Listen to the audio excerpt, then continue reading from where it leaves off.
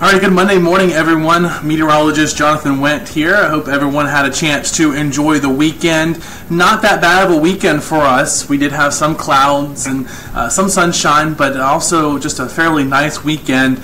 We are tracking a pretty nice week in store for us. No threats from the tropics this week whatsoever. I want to go ahead and make that clear that there's still a lot of uncertainty into the tropics that we're going to be keeping a close eye on. But I wanted to give a latest update on what's going on across the Atlantic. We have three named systems right now.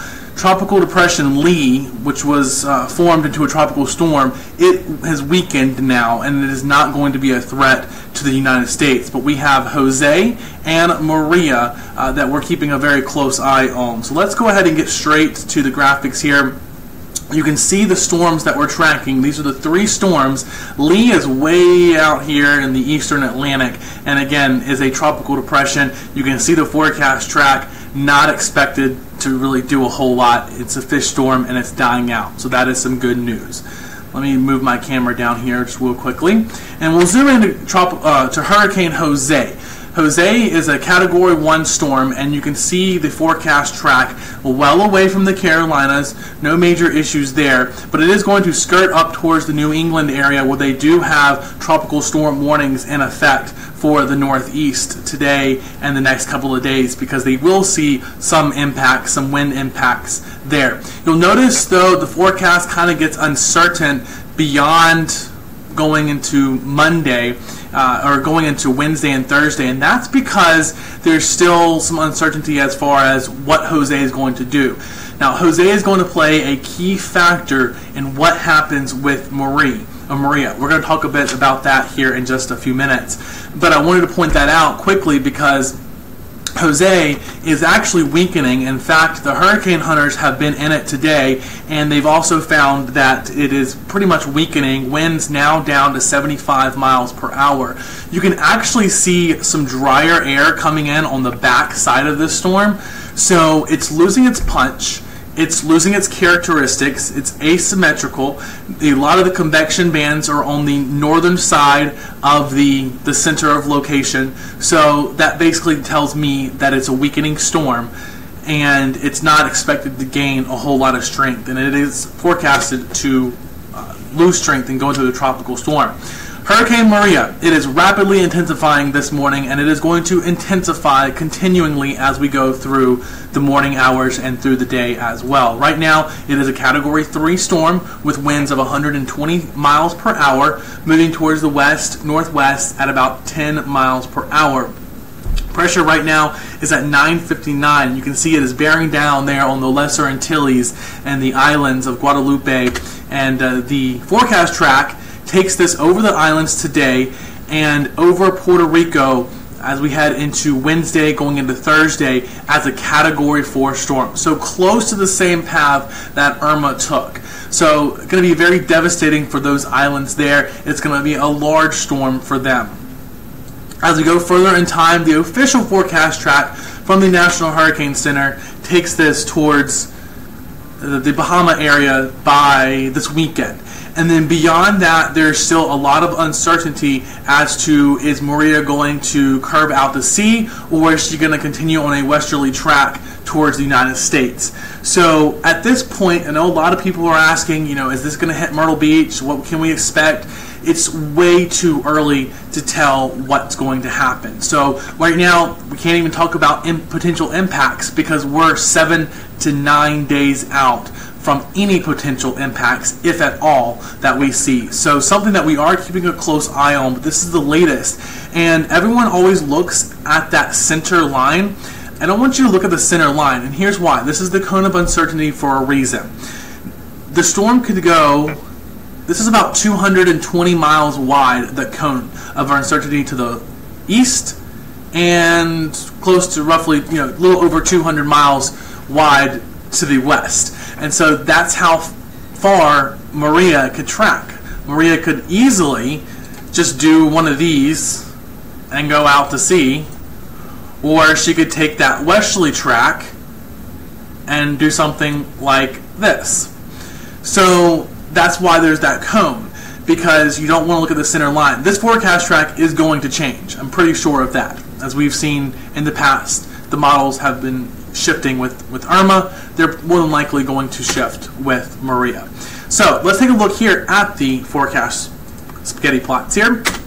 You can see they're all in pretty good agreement over the next couple of days, taking Maria over the islands close to the Bahamas.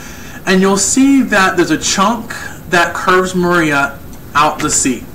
And that's this batch right in here. We've got a good cluster of models that are curving Maria out to sea, which is good news. We want to see that. We want to continue to see Maria curving towards the north and east.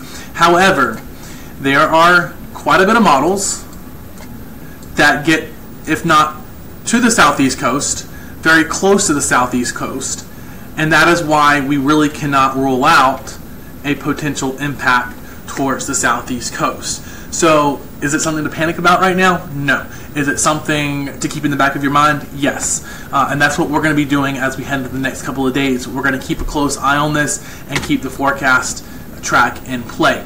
So there are really two scenarios. You could really argue three scenarios, but the two potential scenarios are the ones that I'm going to show you right here. The first scenario is the more likely scenario, and it's the more preferred scenario because it takes Maria out to sea. I'm going to make sure my camera is not in the way. You can see Maria down there close to the camera screen, and Jose is up in between those two high pressure systems. So scenario number one, Jose gets kind of blocked. It has very weak steering currents right now. There's not a whole lot that's steering Jose. So scenario one is that Jose just kind of gets blocked by the high, does a little loop-de-loop, goes back to the south. If that happens, then that basically allows those two high pressure systems to stay away, and that will open up a doorway for Maria to curve out to sea and also do what we call, and you're going to learn a new term here, the Fujiwara effect. Okay, and basically what that means is that the bigger storm, which would be Maria, will either dance around the lower or the weaker storm or absorb the weaker storm into each other. So you can kind of see that Jose kind of travels back to the southwest as Maria kind of curves around him. So that's one possibility, and that's what most of the models are hinting at right now, is for that Fujiwara effect to happen. So that would be case number one, and that would be the preferred scenario because it stays out to sea. Another likelihood, and this is one that we're going to have to keep a close eye on, is that Jose weakens significantly. Jose gets pushed by the high pressure system, and the computer here's, there we go. So Jose gets pushed by the high pressure system and either gets weakened, does a little loop and weakens into nothing, or gets pushed out to sea by the high, and that high pressure system builds in from the north, blocking Maria from being able to move to the north and out to sea and pushing it further inland. So that's scenario number two, and obviously that is the one that we don't want to happen, because then that would mean a closer track to the United States or even a landfall to the United States. So again, we are 7 to 9 days out of any potential impacts for the United States. The models, they're going to be changing over the next couple of days. We're going to get an update from the GFS model coming up at noontime. The spaghetti forecast models, they just came in, and some of them have kind of shifted a little bit to the west.